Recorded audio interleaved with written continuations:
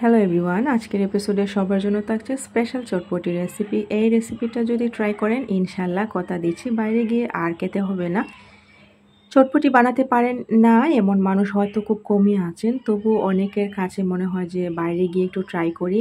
আমি কথা দিচ্ছি আপনাদেরকে, আজকের এই পুরো রেসিপিটা যদি আপনারা ফলো করে চটপটি বানান ইনশাল্লাহ বাইরে গিয়ে আর চটপটি খেতে হবে না। চলুন শুরু করে দিই। প্রথমে আমি প্রেশার কুকারে ডাবলিগুলো সেদ্ধ করে নিব। এখানে আমি হাফ কেজি পরিমাণ ডাবলি নিয়েছি। এটাকে আমি মিনিমাম 7 ঘন্টা ভিজিয়ে রেখেছিলাম। তারপর প্রেশার কুকারে দিয়ে দিয়েছি। আর প্রেশার কুকারে দেওয়ার সুবিধা হচ্ছে এটা খুব তাড়াতাড়ি কুক হয়ে যায়। এমনিতেও আপনি সিদ্ধ করতে পারেন, কোনো সমস্যা নেই, তবে মিনিমাম 40 থেকে 45 মিনিট আপনাকে এটা জাল করে একদম সেদ্ধ করে নিতে হবে। তার জন্য ভাবলাম যে আমি প্রেশার কুকারে দিয়ে দিই। আর প্রেশার কুকারে শুধুমাত্র 3টা সিটি দিলে আপনার ডাবলিগুলো একদমই সেদ্ধ হয়ে যাবে।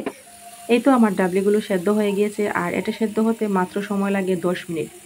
যদি মনে করেন যে আপনাদের ডাবলিগুলো সেদ্ধ হতে কতটুকু সময় লাগে বুঝতে পারছেন না, তাহলে কিন্তু 3টা সিটি দেওয়া পর্যন্ত অপেক্ষা করবেন। তারপর আগুন নিভিয়ে কিছুক্ষণ অপেক্ষা করার পর ঢাকনাটা খুলে এরকম একদম দেখুন, একদম খুব ইজিলি কিন্তু এটা সেদ্ধ হয়ে গিয়েছে। আমি আবারও চুলায় বসিয়ে দিলাম। আর আমি বিকেলবেলা সেদ্ধ করে রেখে দিয়েছিলাম, তারপর রেস্ট নিয়ে তারপর সন্ধ্যার পরে চলে আসলাম চটপটি বানাতে। তারপর আমি এখানে প্রথমেই লবণ দিয়ে দিচ্ছি, তারপর দিয়ে দিচ্ছি জিরে গুঁড়ো, তারপর দিয়ে দিব আমি ধনিয়া গুঁড়ো।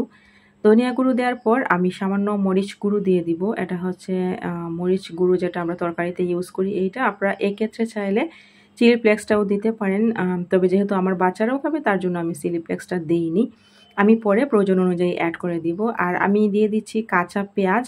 আমি প্রথমে কিন্তু কাঁচা পেঁয়াজটা ইউজ করি, অনেকেই কিন্তু বেরেস্তা ইউজ করেন, এটা পরবর্তীতে ইউজ করলে সমস্যা হয় না, তবে কাঁচা পেঁয়াজটা দিলে কিন্তু এর টেস্টটা বহু গুণে বেড়ে যায়।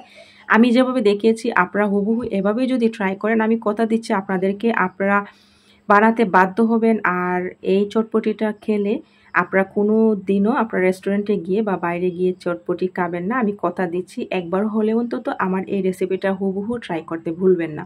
তারপর আমি একটু সামান্য পেঁয়াজ বেরেস্তা করে এটার মধ্যে বাগার দিয়ে দিলাম। আর এই কাজটা কিন্তু মনে করেন যে এই স্পেশাল চটপটির একটা টিপস আর কি, অনেকেই এই কাজটা করেন না, আর এটাই হচ্ছে এর বিশেষত্ব।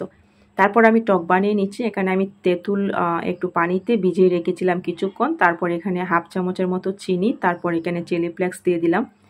চিনিটা দিলে হয় কি, এর যে টেস্টটা এটা কিন্তু বহুগুণেই বেড়ে যায়, স্বাদটা একদম অ্যাডজাস্ট হয়ে যায়, একদম টকও লাগে না আবার মিষ্টিও লাগে না, খেতে কিন্তু ভীষণ মজা লাগে এই টকটা। এই টকটা কিন্তু আপনারা এমনিতেও নান রুটি দিয়েও কিন্তু খাওয়া যায়, ভালো লাগে খেতে, মোমো দিয়েও খেতে পারবেন। তারপর আমি সার্ভ করে আপনাদেরকে দেখাচ্ছি আমার ফাইনাল চটপটি রেডি হয়ে গিয়েছে। আর সবাই কিন্তু এসে গেছে চটপটি খাওয়ার জন্য।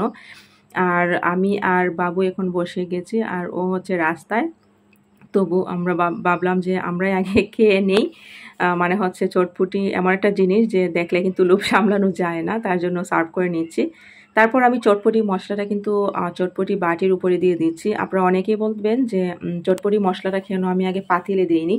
এটাই হচ্ছে এর বিশেষত্ব। পাতিলে যদি দেওয়া হয় তাহলে কিন্তু এর টেস্টটা থাকে না, মানে কেমন জানি একটু হয়ে যায়, তার জন্য আমি এরকম বাটিতেই দিয়ে নিই। তারপর প্রয়োজন অনুযায়ী আমি এখানে ধনেপাতা, কাঁচা পেঁয়াজ, মরিচ, চিলি ফ্লেক্স, তারপর আমি এখানে ধনিয়া পাতা দিয়ে সার্ভ করে নিয়েছি। দেখুন দেখতে কেমন লাগছে, যেরকম না দেখতে লাগছে স্বাদ কিন্তু বহু গুণে বাইরের মামাদের থেকেও কিন্তু অনেক বেশি মজার। আপনারা ট্রাই করতে ভুলবেন না। আজকে এতটুকু, আল্লাহ হাফেজ।